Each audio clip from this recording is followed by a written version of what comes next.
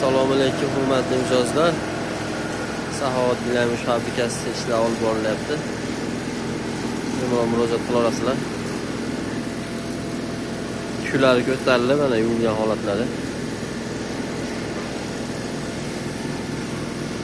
Kimga shunday xizmatlar kerak bo'lsa, 15-15 nomerlarimizni telefon qila olasizlar bemalol.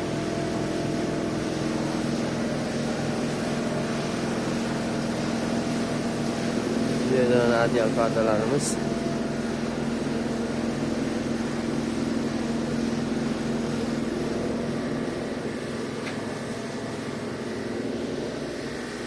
Bu kecha yuvilgan to'shaklarimiz.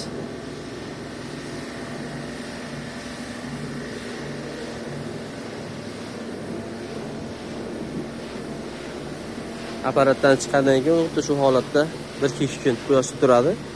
Quyosh bo'lmagan paytlari o'zi maxsus xonasi bor, maxsus xonaga qo'yib, quritib paxtalanishtiramiz.